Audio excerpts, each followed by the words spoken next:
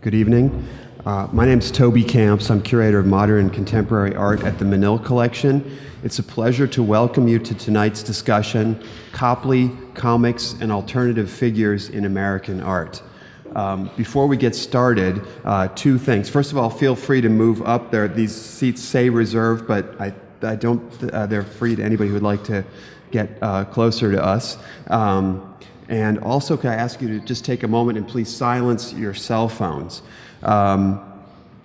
This talk, like the exhibition and its catalog, which the Menil collection is co-organized with the Prada Foundation in Milan, where the show will travel in October, is made possible by a number of generous sponsors.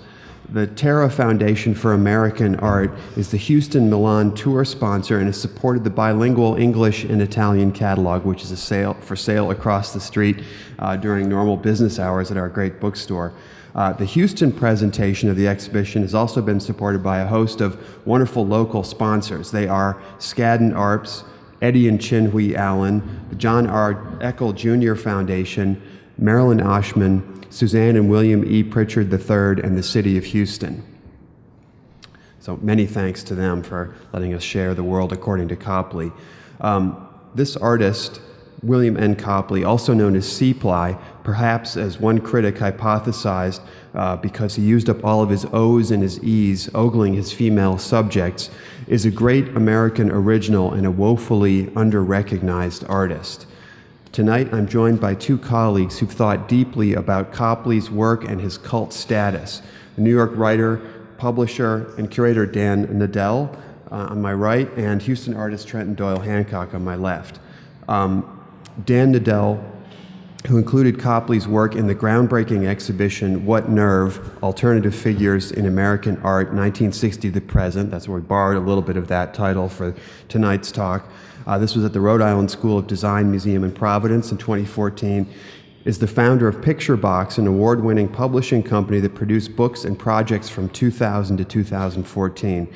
He's authored many books, including the collected Harry Who publications, Art Out of Time, Unknown Comic Visionaries, 1900 to 1969.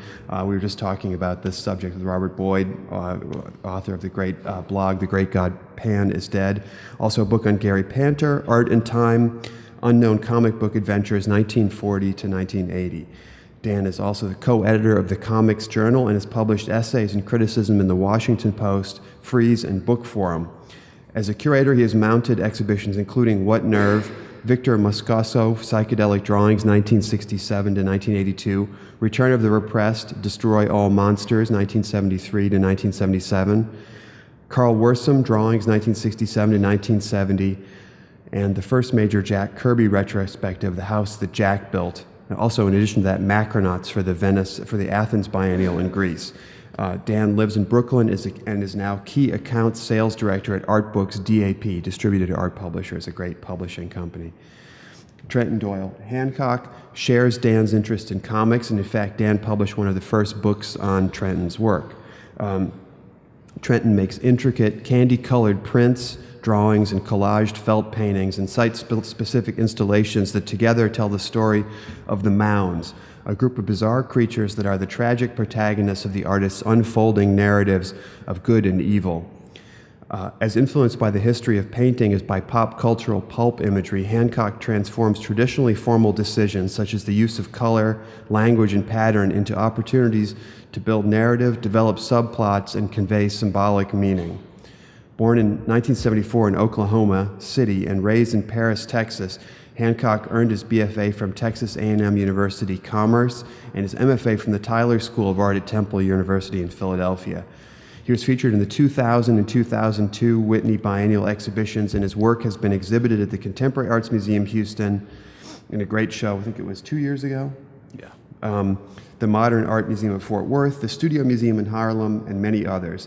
He has work in the permanent collections of the Brooklyn Museum, the Cooper Hewitt National Design Museum, the Kemper Modern Art Museum of Fort Worth, the Museum of Modern Art in New York, the New Orleans Museum of Art, the San Francisco Museum of Modern Art, the Studio Museum in Harlem, the Blanton at the UT, Austin, the Andy Warhol Museum in Pittsburgh, the Wexner Center for the Arts, and the Whitney Museum of American Art, and several others. He lives and works in Houston, is represented by James Cohan Gallery in New York and Hales Gallery in London. And I wanted to start tonight by letting my two colleagues talk a little bit about Copley's work and some visual presentations. I want to start with Dan and ask you if you could place William Copley in the context of the alternative figures in American art that you've written about. Yeah, absolutely. Thanks for having me, by the way.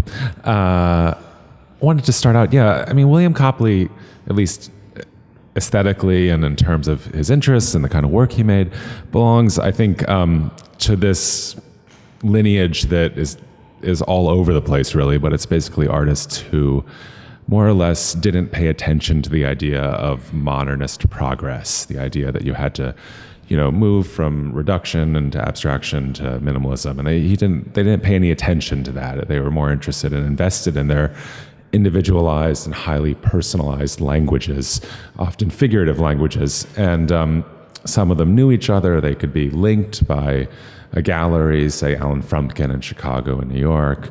Some of them wrote to each other, but it was by no means a cohesive group or anything. It's just kind of a bunch of dots that I and others have tried to connect over the years.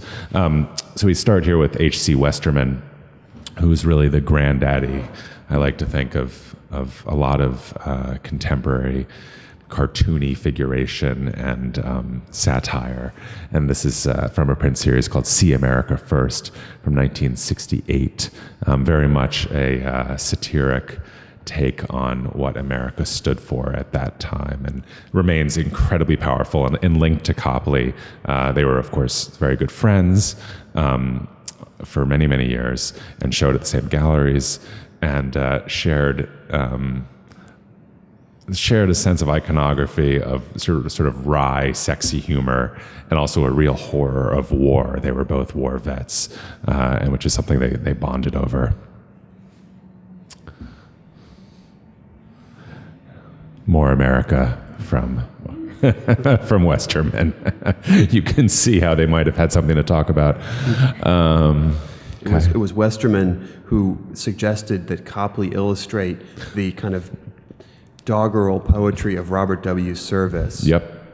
Which we have several of them in the galleries, and Copley said this is brilliant because Service is a man with great visual sense, but a kind of limited imagination, which is perfect for me, he said. Because he tried never to intellectualize surrealism, but I think methinks he doth protest a little too much there. This is Jim Nutt. This is a Backman. It's a painting from 1966. Nutt was part of a group of artists in Chicago who exhibited under the name The Harry Who. It was Jim Nutt, Carl Worsam, Sue Ellen Roca, Gladys Nilsson, Jim Falconer, and Art Green. And they were very, very influenced by the example of Westerman and the example of Copley and the example of Peter Saul. Basically, the example of artists who paid no attention to prevailing movements or moods, but just did their own thing. The reason I chose this particular piece is that it is it is one of the only other sort of comic strip paintings by a artist. This happens to be on Plexi, the Copley painting in the show from 1964 is on canvas. I'd be surprised if Nutt hadn't seen it, but if he has seen it, he would tell me he hadn't, because that's how these guys work. Gladys Nilsson here was also part of the Harry Who, and again, devoted to exploring her own sort of fantastical imagery, very sexy imagery at times, these kind of these creatures, unnameable kind of biological creature forms coming up and doing things with one another innocently and not so innocently. This is on Plexi. Carl Worsam, another member of the Harry Who, and somebody who was certainly linked very closely to Westerman and Copley. And again, I mean, this is 1968 or 9. This is on a mirror. And like Copley, Worsom tended to just make the things that he wanted to see, which is very much the feeling I get going through the exhibition here. You know, I was asking Toby if there were like discrete, besides the 1970s, if you can kind of track discrete periods of Copley's work, and there's apparently no tracking it, which is very much how I feel these artists worked as well. They made the things that they needed to make when they needed to make them. A real lost artist who was a member of the Harry Who, but stopped making art for a long period in about 1970 is Ellen Roca, who amazingly, kind of astonishingly, shares a lot of visual attributes with Copley. She was an art prodigy. She entered the Art Institute of Chicago when she was 16 years old and began exhibiting these enormous paintings just right out of school, like in 1965. This is a drawing from 65 that is a visual list and not at all dissimilar to what Copley's drawings look like. And in fact, she's looking at the same Sears Roebuck catalogs that he is to draw objects from. She tended to genericize the objects even more than he did and sort of just turn them into glyphs. But it's a similar impulse, this sort of making your own symbology with just the generic everyday. This is a great, an amazing Ellen Roca painting.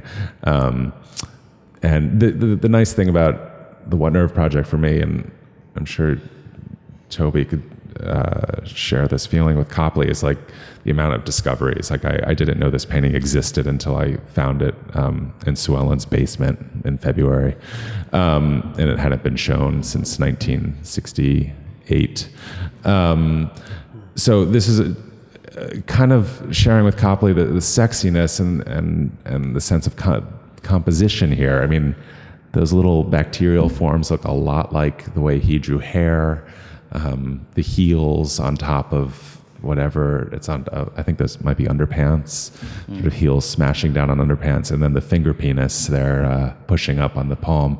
There's a lot happening here, and not at all dissimilar to Copley's X-rated paintings. But his, to my mind, sort of great female counterpart is the great Christina Ramberg, who was a slightly younger contemporary of the Harry Who in Chicago, studied at the Art Institute, and made, I think, some of the best paintings of the post-war period in America, mostly focusing on women and garments, and particularly kind of binding garments. And it is this incredible. I mean, she must have known of Copley's work. I have no idea if he knew of hers, but I would imagine he would have come across it in his travels. But it's certainly not a direct response, because that wouldn't have interested her, but it is a very particular vision of form and rendering and bondage and sexuality and what it was to be a woman that she's depicting here. And certainly her rendering of lace is unbelievable, almost inhumanly great, and related to Copley's obsessional renderings as well. This is Roy DeForest, who was a member of the Funk group, which was this kind of de facto group named by Peter Seltz in the Northern California in the late 60s. DeForest crossed over with Saul and was friends with Westerman, and crosses paths with the Harry Who, and also with Copley himself and the Frumpkin Gallery in the 60s. And again, with sort of making a personal language out of representation, and making work that really, this is made in 1970, when you really weren't supposed to be making drawings of dogs. It's just not cool. Unless you were Charles Schultz or something. Another member of Funk, and again sharing with Copley a kind of interest in the punning and the surreal and the sexy. This is a camera that I probably don't need to explain, but you can see me afterwards if you have any questions. And then moving to what I think of as sort of contemporary artists related to Copley, or at least sharing a great love of Copley. This is Carol Dunham. This is work from 2015. And Dunham, like Copley, is pretty fearless about sexuality and fearless about exploring his own ideas about how sexuality is portrayed, and also exploring art history, and obviously the great art historical theme of the Bathers, but like Copley, employing an incredibly heavy outline. He's a much more delicate and skilled painter than Copley was, but using great expanses of more or less flat colors to delineate form, and not afraid of the cartoony or the embarrassing. He's also a lender. And also a lender to the show. Yeah, he has a couple great Copleys. Boxing glove. Boxing glove, yeah. Gary Panter, who is an artist that Trent and I both worship. Gary was in What Nerve. Gary I think of as a kind of bridge figure between these great sort of modern and contemporary art figures and everything else in the world. Gary absorbed Copley and Oyvind Falstrom and the Harry Who and Westerman and Saul, but on the other end absorbed Mutt and Jeff and horror comics and Crumb and every George Harriman, and then proceeded to influence kind of the course of visual culture from 1977 forward by more or less inventing the vocabulary of West Coast punk, inventing a new form of cartooning that emphasized drawing as much as narrative, giving birth to the visual look of Pee-wee's Playhouse, and very, very heavily influencing The Simpsons. So kind of a hidden hero of post-70s contemporary life, and also sharing with the rest of these artists a great love of pattern and kind of iconic figuration. Is that Fred Flintstone? Of course it is. Okay. Alex Ross, somebody else like Copley, kind of unafraid to pursue divergent paths from what you're necessarily meant to do, and highly influenced by surrealism, but also by kind of process-based conceptualism. Eric Parker, a Texas artist who, like Copley, was very into maps and visual lists and ideas, sort of mapping American interests via glyphs and humor. Joe Bradley, who's a contemporary painter, who and a lot of these artists also, besides putting them in shows, I guess I've published. And Bradley is a huge Copley fan, and in his drawing, but not so much his painting, you can see a real flair for the cartooned and the kind of debauched sense of humor that Copley had. And this is a drawing by an artist named CF. I put this in because Toby was asking, well, can there still be an alternative today if given, the proliferation of all kinds of artistic practices and venues? And the answer is kind of yes, if you choose to. And this is an artist who I published for many years and has kept very much underground in Providence and kind of under the radar by choice. Heather Benjamin is somebody I'm also very interested in, and is similarly pretty far under the radar and very invested in, like Copley, and patterning and sexuality and kind of mythologizing kind of mid-20th century romance notions. And another young artist I feel has a lot of kinship with Copley is a woman named Greta Johnson in Brooklyn. And this, you can really see the Copley in her work a lot. and also Elizabeth Murray, who was a great artist.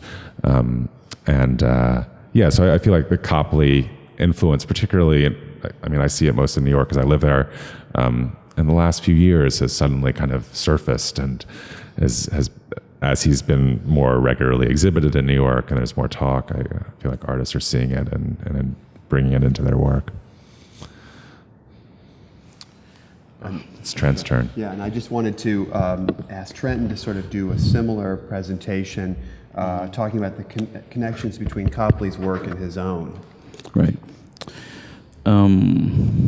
So I came to Copley a little later in the game, when Toby asked me to be here on the panel.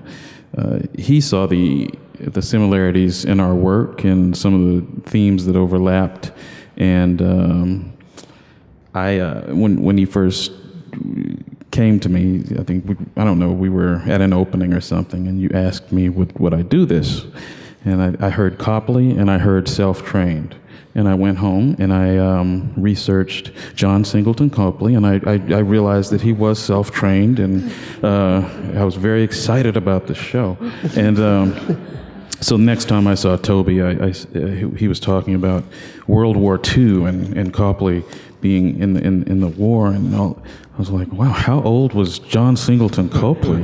Like, this guy really lived. But anyway, my motto is, once you fall in love with a painter, it's as if you've known them all of your life, and that's kind of what has happened. So it's a beautiful show. I'm happy to have had first stab at it with my eyes, and yes, upon each viewing, I see more and more kinship with him and his strangeness and his insistence on staying under the barrel and just kind of gathering up all that goo and kind of staying in this in some ways, an arrested development.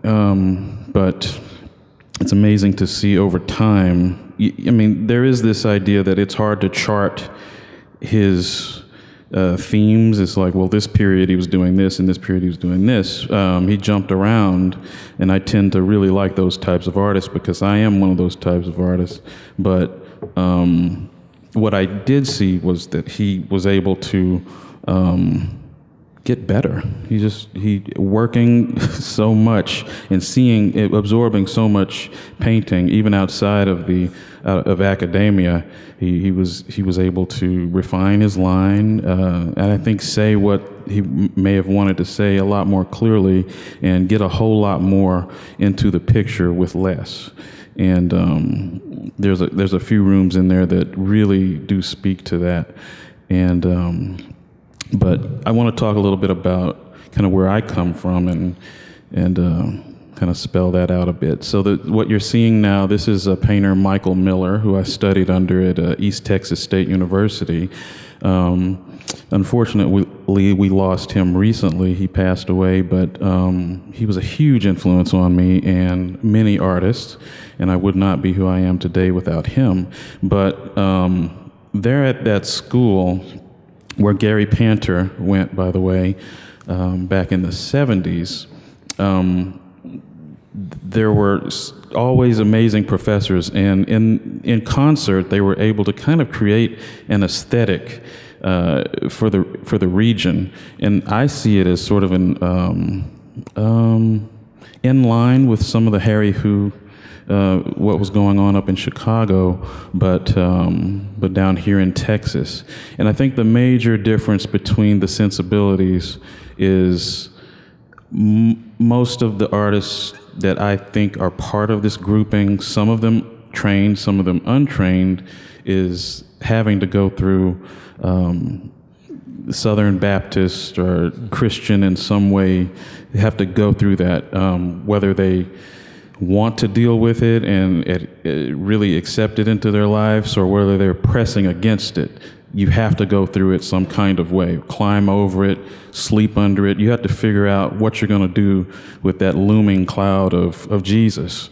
And that, I think that's, to me, it really excites me about what's going on down here, because it kind of connects to the vernacular and the Texas tall tales and all of this. A lot of times there is that, you see the church in the background somehow, but then there's the demons and the spirits and this and that. But just a natural inclination to tell stories. I'll move on now from that. So this is one of the other professors that was there that was very important. Both I and Gary were able to study under him. This is Lee Baxter Davis, and he might be the closest relative to those like Jim Nutt and the rest of the Harry Who in terms of the kinds of color, the kinds of media that they were absorbing, the Mad magazines, the horror comics and war comics and this and that, but turning it into something that was, it's just those themes that no matter when we were born along the timeline, we can't get away from, the love and the hate and the death and the war and all of that stuff that is in all of our lives, no matter when or where we are. So he was able to kind of take some of that seemingly throwaway material or pulp and then turn that into something that was like really important. And when I saw him and being able to do that, almost just really effortlessly, that I said, I'm at the right place. This is where I need to be studying. And Michael, he kind of, the painter I showed you before, his work tended to be more abstract, yet it was figurative in the sense that there was a ground and then there were things floating on top of that ground or kind of interacting with it. And, but it was the range of having both of them there that I think kind of helped me get to where I needed to be. And then toward the end of my time there at East Texas State, I learned that Gary Panter actually went to the school and made those connections to Pee Wee's Playhouse and other artists that I was studying in the region and seeing kind of the similarity of themes. But of course, Gary, as Dan mentioned, is probably the most acrobatic and versatile in terms of kind of escaping the provincial and local kind of trappings of it all, and just was looking all over the world, all throughout time to get what he needed. He's one of the most ravenous consumers of visuals and that I know, and he's definitely someone I've tried to pattern my studio after in some way. You even said something similar about Copley. What was your great quote? You want to own? Well, yeah. There's a sense that like when I walked into the show and walking through it one time, I realized here's an artist that is completely omnivorous and he wants to own culture in a way. But by doing that, it's basically the paintings become kind of a diary. Like he makes a note, it's a kind of a labored note, but then he moves on to another note, and before long he has a bound book of imagery that kind of charts, part of his journey. And you get that sense that he,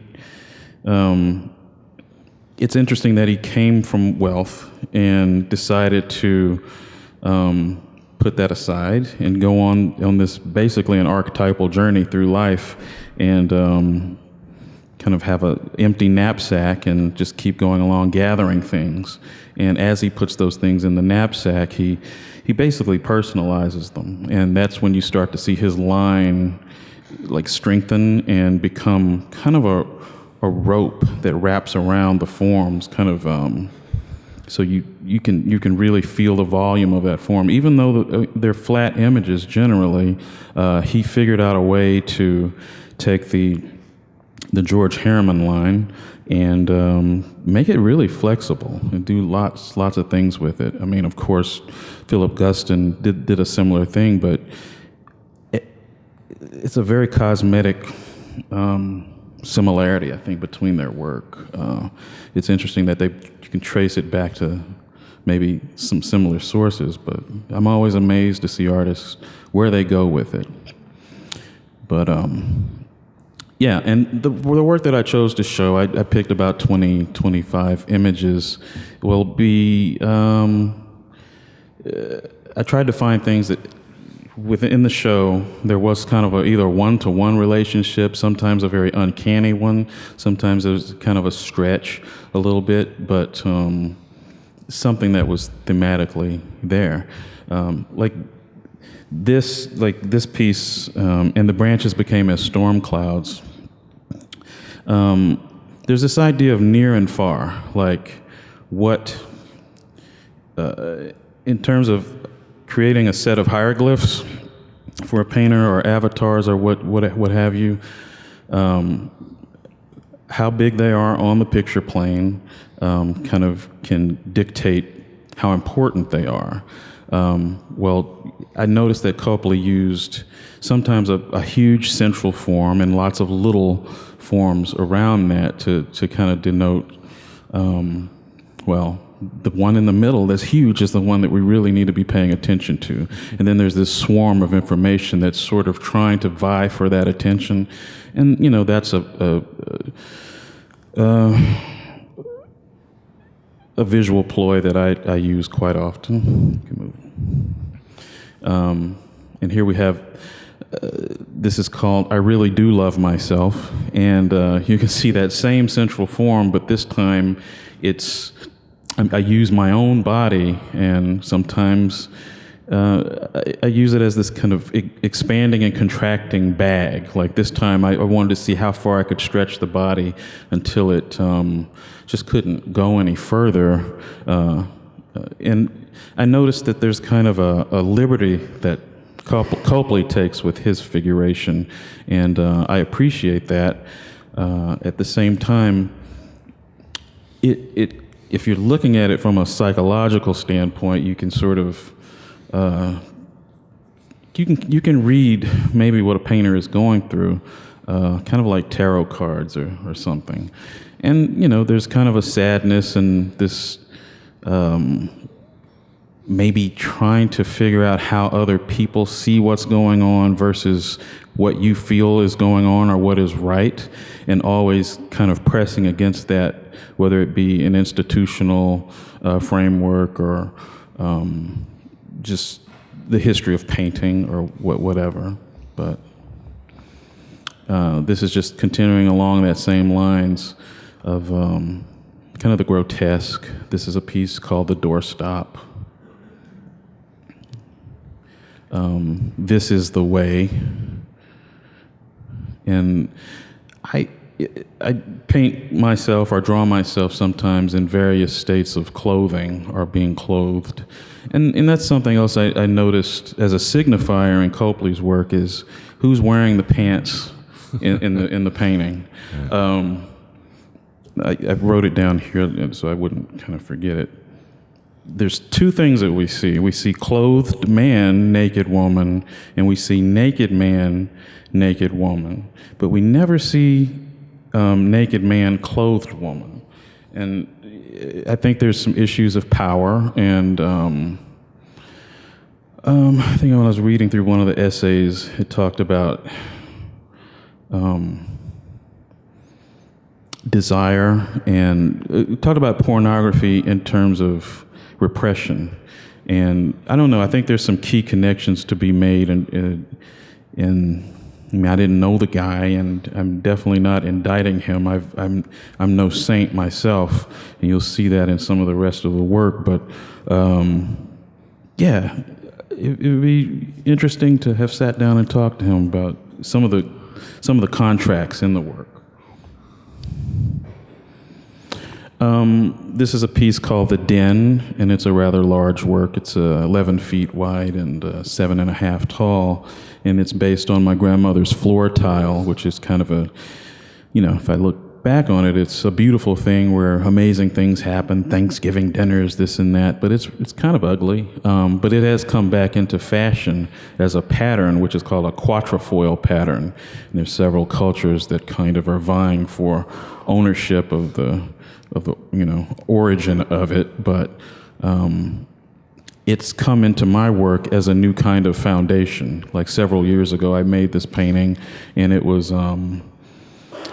after several, about 3 years of just painting self-portraits and trying to get my footing back. I wasn't telling stories. I just decided, I wasn't in the forest. I wasn't in the cave. I was just in this kind of nebulous place.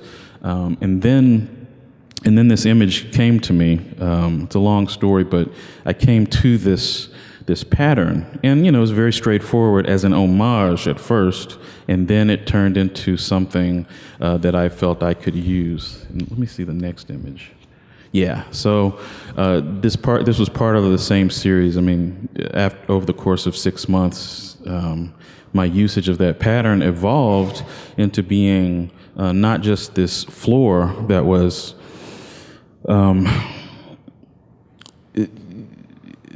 solid, but as a fence, as a kind of lace. I kind of started to begin to exploit the sensuality of the form, and just see how many different roles that it could play within painting. And I'm still using it. It's been 4 years, and I'm not tired of it yet. And I feel like I've only scratched the surface of it. But yeah, coming again to Copley and seeing just how he used the lace in his work is kind of uncanny. He does some things where he keeps it very specific. I try to keep mine in a place of, well, it could be this, it could be that, but generally, if it's draped over a form, then it's talking about sensuality, or it's what it's doing on a formal level is creating a new color, which is amazing in the work. And also, as I wrote, confuses the idea of distance. So once the mesh of the lace gets so small in the work, if you look at enough of his paintings, you see that those are the places where the marks get almost minuscule, to the point where you have to get a loop to see, to count what's happening down there. But if you're thinking of terms of near and far, the smallest thing should be the farthest thing away, because he's reduced the language to that. But when it comes to the lace, it's the closest thing to us generally. It's the thing that's on top of those bodies. And I don't know, I just think it's kind of an amazing jump or a leap that he's made. And then, of course, you see that he actually uses the lace pattern quite like I'm doing, as a kind of a backdrop. And this is a piece called, what is it? Dissension and Dissension. And we have a body that's basically in bondage, and there's something ritualistic that's happening here. Again, just another opportunity for me to exploit that lace pattern and create kind of a nondescript portrait of myself. The closer you get to that, you realize that underneath that lace are these bones and veins, and all of that's incised into the surface of the piece. So there's a very physical quality to this work. That's something that I noticed about Copley as well. Not that the work is aggressively physical, but you kind of get a sense that he was an artist that he liked his own work, and maybe he wanted, if he could and his pockets were big enough, he would carry his work with him around wherever he was going. And I feel that way about my work too. If I could, I would keep it all, and I would keep it in my pocket, and I would just take it out when I wanted to look at it. I mean, I guess that's what iPads are for. But you carry around a kind of binder sometimes, too. I do. I have all kinds of crap that in this. I was thinking of the kind of sensual, when things become sensual in Copley's work, those gestures of love. It's hard to find a lot of moments where it's about this character has made a genuine connection with this character. Everything seems to be kind of generalized, and through this lens of psychoanalysis or something, maybe sometimes, and it's not about, well, I'm painting love. I think he was painting a condition, and there was a kind of anonymity that that he imbued into the characters. You know, a lot of them don't have faces. Their faces are obscured in some kind of way. Of course, you can trace that back to maybe some of the surrealists who use the ploy of obscuring faces as a psychological way to kind of, set you off balance. It's like, I'll put a giant apple in front of the face, or there's a rock, or someone's got their back forever turned to you. It's like unsettling.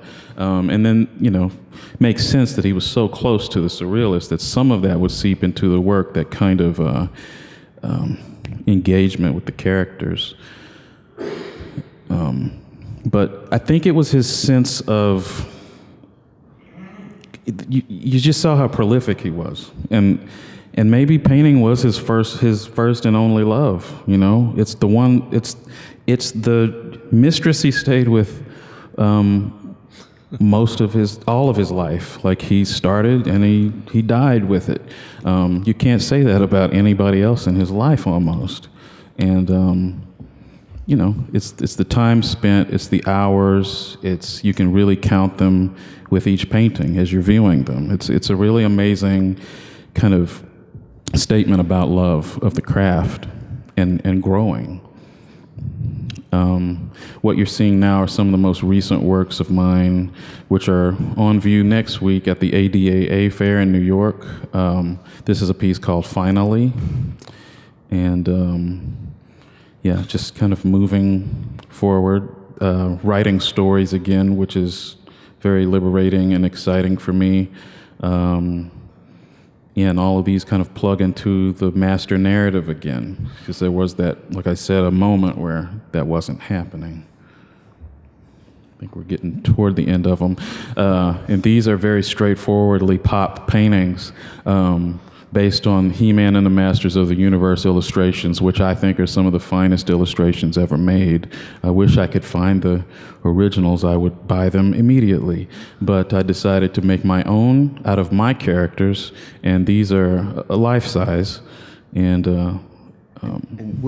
you can buy these too. They're being made as figurines, right? Well, that's in the future. There's one character that's not represented there that is an addition. It's the mound character. This is the gray remains of a friendship scarred. And these were actually part of the book that Dan and I did together a long time ago, where Torpedo Boy, my alter ego, steals tofu from a bunch of vegans and then purchases a prostitute with the tofu, and her name is Trudy Fluso, but it's hard to see there. But I believe she's wearing fishnet stockings, similar to the ones that Copley used. There's a kind of obsession with prostitutes. Copley talked about his time as a soldier, and he saw the soldier and the prostitute as sort of counterparts to each other in a way. And these are drawings. There's 30 of them in this series, and they're very kind of layered. But these are the sort of for show versions that I'm showing you guys, and it's from a series called Step and Screw. And they're actually here in the Menil collection, which I'm very, very excited about. But it charts Torpedo Boy as he gets a phone call from someone who asks him to come over to help them with something, so he can move forward. So he gets there, and it turns out that it's Philip Guston's Klansman who wants Torpedo Boy to do something. You can go forward. They need him to get up on a stepladder and change a light bulb. They need him to step up and screw. But after he turns on the light, he realizes what kind of a predicament he's in. And I've left you hanging on that, but you can get the catalog in some, at the CAM or here. And gonna end it with this is my new logo for my new branding, TDH Properties, and I noticed that Mr. Copley used C-ply as his signature that's on a lot of his work, and I don't know, I'm kind of moving into this new Warholian phase and doing some experimentation, so I figured that was also another place that we kind of connected, so that's it.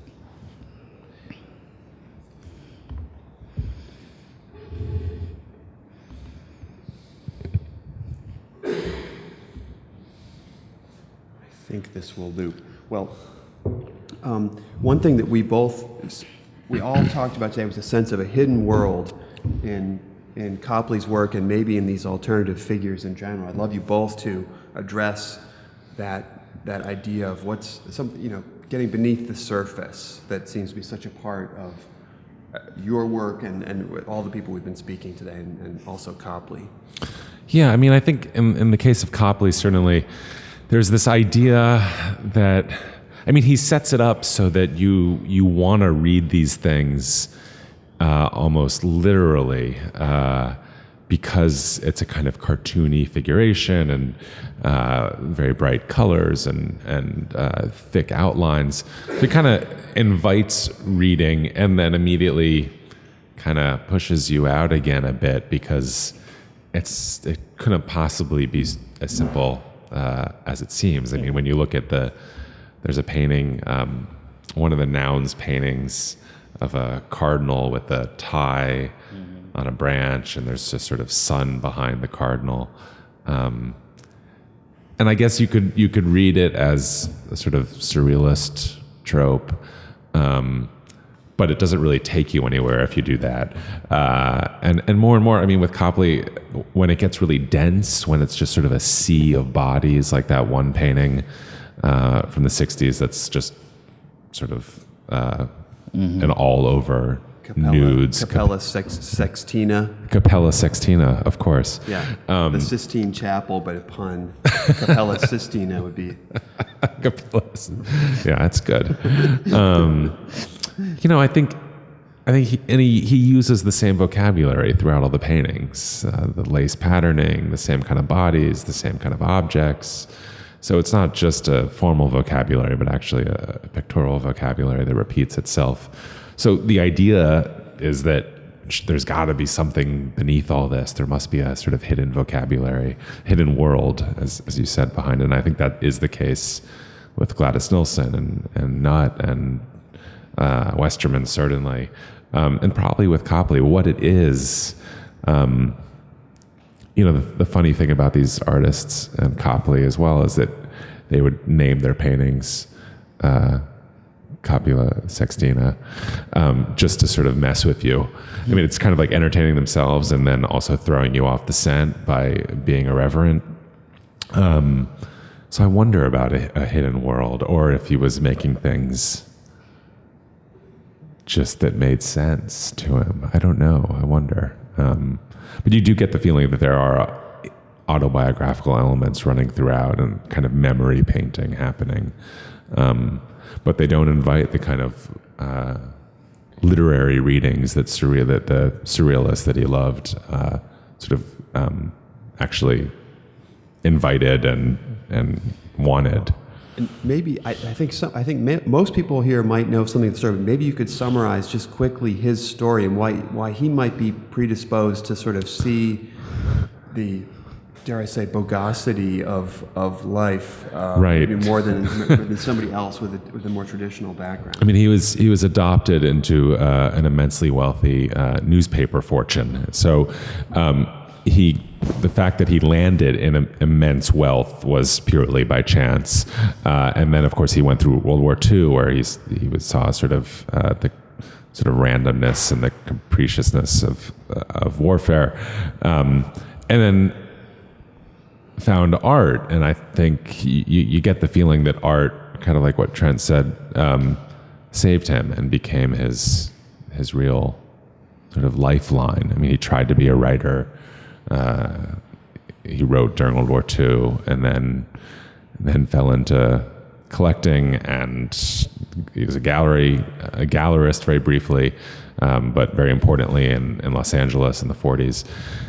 And then a painter and an amazing publisher in the 1960s, very, very important publisher of artist books and monographs, but ran through a number of wives, 6 wives. That's one more than I had counted. Married 6 times. 6 times.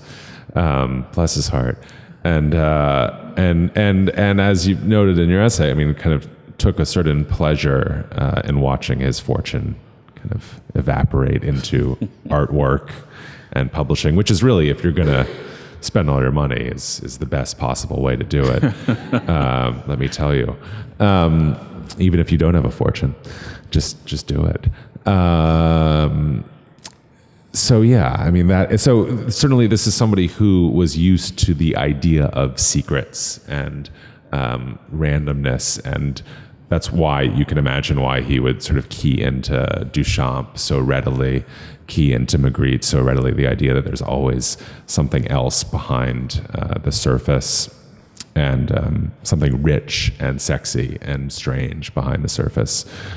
Makes sense given his biography and his proclivities. And also the suspiciousness, I mean, being that wealthy will do something to you. And so many of those paintings, I mean, the transactional nature of his depiction of sex is incredible. And, he was probably more credulous about, like what we were talking earlier, sort of more credulous about the glory of prostitution than he had any right to be.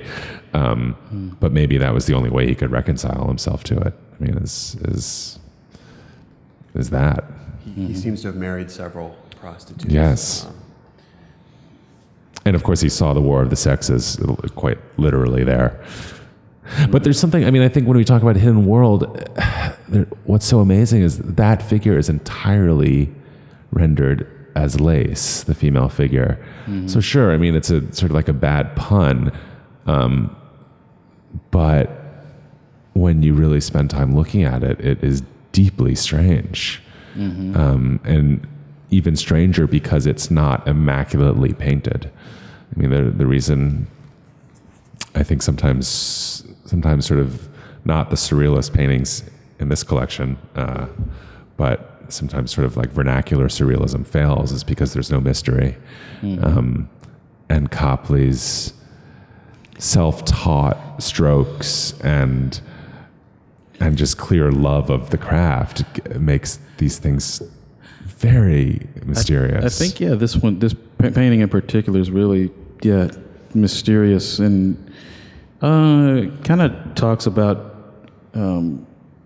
how he evolved to be able to use or subvert the innate aspects of a form or a pattern or the material in some way, because when you look at that, it's like, well, someone covered in lace is the more vulnerable one, right? And then this guy maybe has on the armor would be the clear winner in this situation.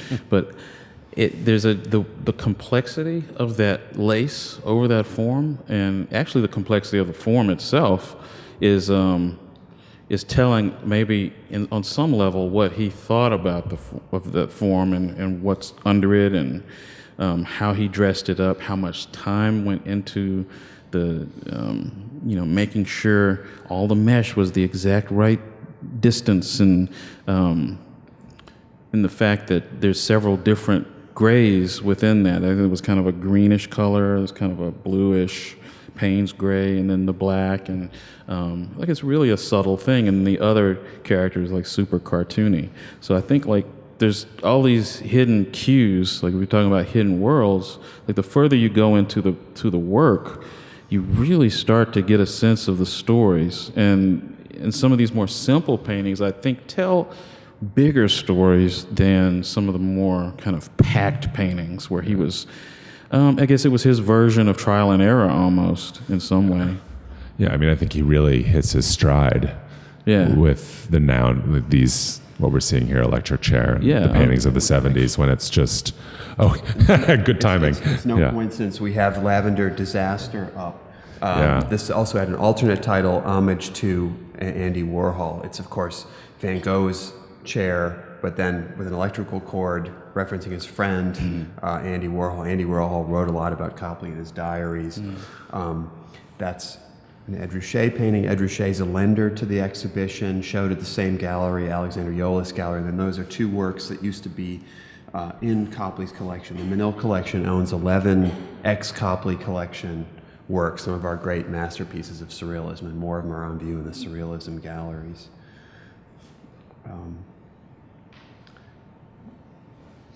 It's a very different vision of an electric chair. Yeah, and It's really interesting. To Trenton, we talked about the fetishistic aspect. A critic, some of his strongest supporters have been women. He seems to have skated through the age of militant feminism with very little friction. He wasn't the source. I think people saw that he was somebody who was off, a kind of bad boy, and cut him a lot of slack with his this is Ed Ruscha's work. But other people say, people would illustrate their kinks, but Copley would go further. He would actually put lace on the surface of his works, and you use a lot of that sort of fake fur, pink fur on your work. And what do you speculate the tactility, the sharing of the most intimate material like that, like lace?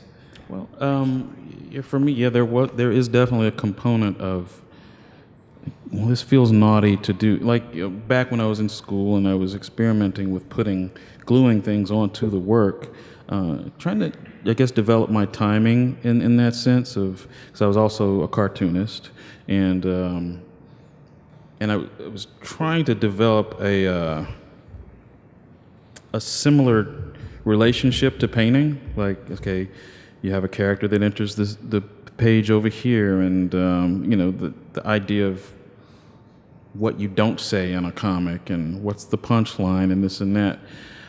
For me, you can talk about painting in a similar way. And when I started dealing with the fur, or the fake fur, gluing it into onto the canvas, at the beginning it was kind of just pubic hair and like stupid mustaches, and I was like, that'll be the dumbest thing ever if I paint this form and then put like a toupee on it, and it made me laugh. It was kind of an inside joke. But then I started to really figure out how to compose with it. If I wanted to make a more complex scene and really stretch the emotional value of the material, like how could I do that? And so it's always been with me, and I'm always kind of trying to search for new ways to deal with that. But I noticed with Copley it's a more subtle thing, and that's where I think that lace, like if you have to just boil it down to 5 key tropes or that lace is just so important because it represents love in a way. It represents time spent. It represents that shift in scale and that bringing people closer to the canvas. It's like, and this is a perfect example, like they're hugging, you have to really experience that lace, you almost have to hug with them. It has to be this 3-way. So it's also, it's a wonderfully off-kilter painting. Isn't it? Too. I think it's my favorite one. It's an amazing, the couch basically tilts the entire thing off. It totally does. And it flows right off the canvas, which is a bizarre thing to do. And those little like black spaces in between the cushions, which are sort of vaginal. It's very, very strange. So good. Yeah, and I keep using the word strange because there's not really any corollary with Copley. Like it's not like you can sort of say, well, he was doing this and this guy over here was doing something just like it, but with a slight twist. No, it's the why. Like you go to like why? How did you get there? Why? You just ask these questions that are perpetual questions. And what's also interesting is that this is a self-taught painter, but a consummate collector. I mean, an incredibly sophisticated collector who bought and then donated Duchamp's final work, which is one of the most beguiling works ever. And these works, and it's kind of fascinating to think about how somebody so sophisticated gets to here, over there to there to there. It's wild. Well, through a lot of hard work. A lot of hard work. Yeah. And this one's like Matisse porn, which everyone has longed to see. Yeah. What was his relationship to Westerman? Was there anything? Oh, to Westerman. I don't think there was any relationship, was I there? don't know of one. He was friends with some unlikely, you wouldn't think, but he was very close with Walter Di Maria, the land artist. I wouldn't have gone there. Minimalist. He started several collections and kind of came back to New York in the early 60s during the ascendancy of pop as he was suddenly viewed as this connector between European surrealism and American pop. Had kind of landed in the right place at the right time. He'd been off in Paris teaching himself how to paint. Westerman, Wesley. Yeah. John They Wesley. knew each other. They must sort of have. similar subject. They knew each other but didn't have much of a relationship. Huh. He didn't publish Wesley in SMS? I guess not. No, not that I can recall. I don't think so. SMS was a portfolio of later in his life he became very much obsessed with mail order and was ordering pet rocks and things like that from catalogs, and decided he I think had a divorce and just was not able to paint the way he'd like to, so he got together with a friend named Dmitry Petrov and they published something called the SMS portfolio, Shit Must Stop portfolio. His children told me that he was becoming too much of an establishment figure. At that point, he was a trustee at MoMA, and so he chucked it all, as he would do several times during his life, and opened an office, the Letter Edged in Black Press, which is a Robert W. Service limerick where you get a death notice. It's a letter edged in black. And then SMS had 20, 30 artists in each one. You got a subscription for something like $125 a year, and every 2 months you'd get a box full of art produced in large editions, and that had Marcel Duchamp, Roy Lichtenstein, Mel Ramos, Betty Tompkins, Westerman, Bruce Nauman, Congo the chimpanzee, Ruchet, I think. And SMS stood for Shit Must Stop. It was a way to get around the gallery system, which he saw as choking the system. I wonder if we should I think we could keep going this way. Maybe we ought to try and see if there's some questions that our guests could answer.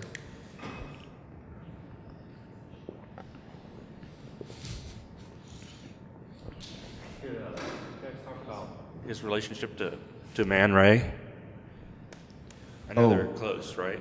Yes. So he came back from World War II, and like a lot of people from that generation, got married right away, started a family, was working for the newspaper, as Dan mentioned, and he had a brother-in-law, John Ployard, who worked for Disney doing illustrations. He was an artist. And he attributes Ployard in a great article called The Portrait of the Artist as a Young Dealer, with introducing him to surrealism. And it's almost as simple as Ployard said, well, there's this stuff called surrealism. We should go meet Man Ray, who was trying to be a screenwriter, trying to work in Hollywood. So they knocked on Man Ray's door at 11 in the morning, and Man Ray said, I don't get up before 2, come back later. And they hit it off. I wouldn't be surprised if Man Ray also got the sense that there might be some money involved in this. And so one thing led to another. They became friends. Man Ray said, well, you must go meet my friend Marcel. So they went to New York and met Marcel Duchamp in one of the many lobbies of the Biltmore Hotel. Marcel Duchamp introduced them to Alexander Yolis, the dealer who represented Ed Ruscha, and a great surrealism dealer, also a great friend of the de Menils. He seems to have met the de Menils in the 50s. There's some great letters to him. The de Menils also promoted his art in Houston. There's some great works in Houston collections, and also organized a show at Rice in 1979. Yolis introduced them to Max Ernst in Sedona and Dorothea Tanning, and they all became friends.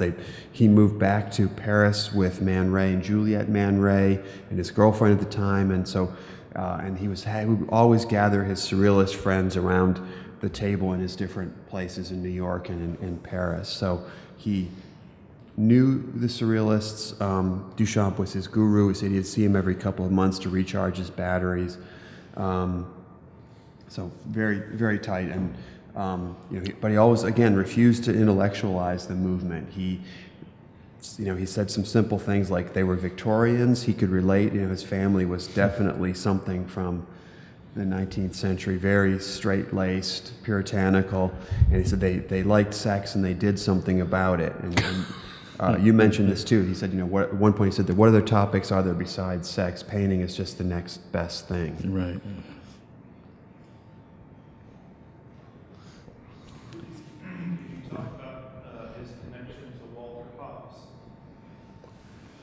It's another one for you. Walter Hobbs. Walter Hobbs. Walter Hobbs, we're trying to figure out the exact chronology, but Walter Hobbs was one of the best customers of the Copley galleries. This is a gallery that Copley opened with his brother-in-law, John Ploy-Art, in 1948.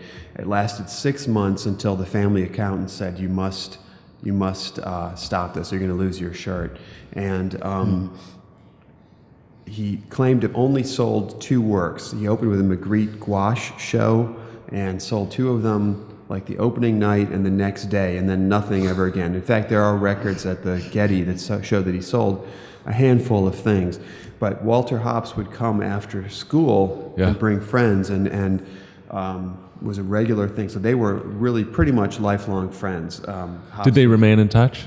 Oh, yes, until the very end. And Walter Hobbs would write introductions to his catalogs, and I'm sure, was behind the show in '79 at Rice. And, Right. Then they also had this great love for Surrealism, and Walter Hobbs did the first Duchamp show in Pasadena in '63. Copley was a great writer. He wrote Duchamp's obituary for the New York Times. He would give these great inaugural speeches at his friends' shows. They would all show up for each other's openings. Yeah, there are great photographs of them all together. It's quite incredible. And Hobbs, the nice thing about Hobbs as well is he was, when he was at the Corcoran in Washington, D.C., he brought the Harry Who to the Corcoran in '69 for their final exhibition. And right around that time, I think Hobbs had turned Copley onto the Harry Who. So there's a letter in Jim Nutt and Gladys Nelson's archive from Copley inviting them to contribute to SMS. But apparently by the time they got the letter, SMS had folded. But yeah, Hobbs is a great connector, I think. He probably scouted some things for Copley over the years, I would imagine. I mean, filled him in on what was going on.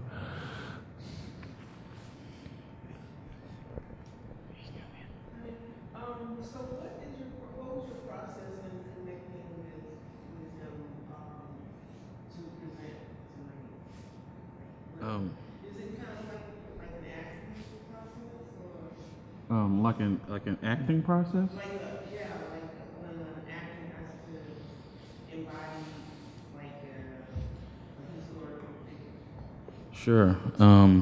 It's funny you say that, because the other day I was thinking about what Toby and other curators have to do all the time as their job, is to spend a lot of time with both living and departed artists.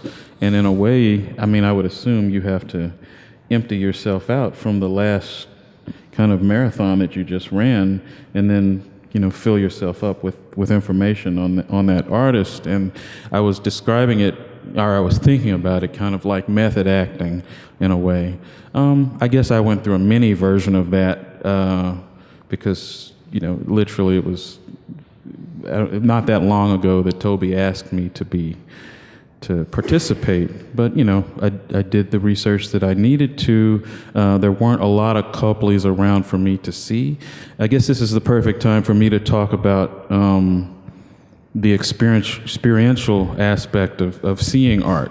Like, the work did not come. I had books. I saw work online. I could read about them, but everything remained two-dimensional. Like, you couldn't get a sense of scale. You couldn't get a sense of material. You couldn't get a sense of love from the work until I walked into the show, and it was like the work came alive. you know. And there's a way to study art in the round when you're there with it and you're both breathing the same air.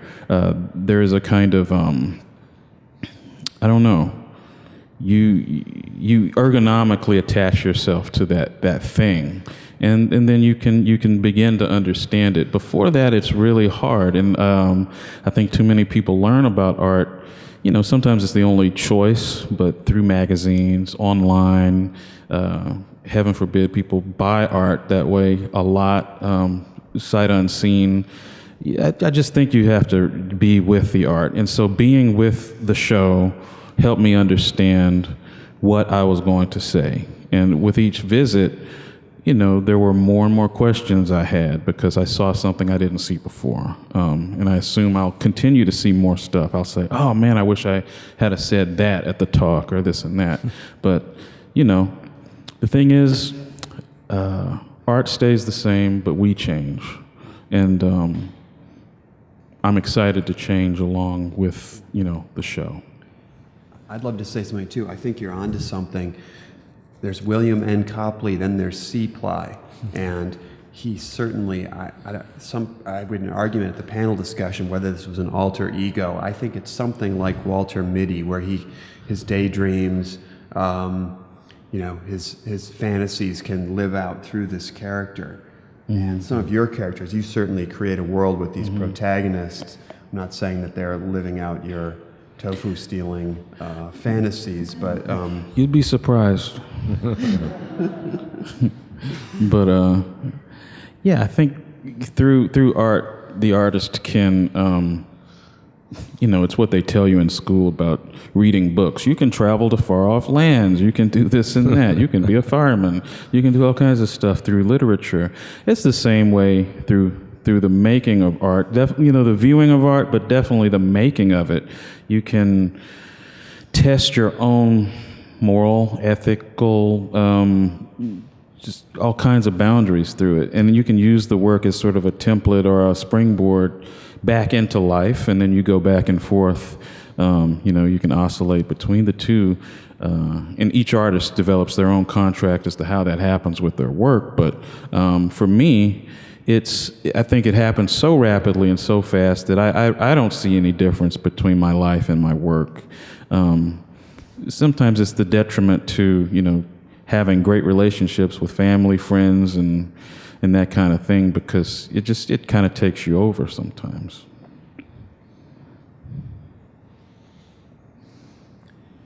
maybe one more question.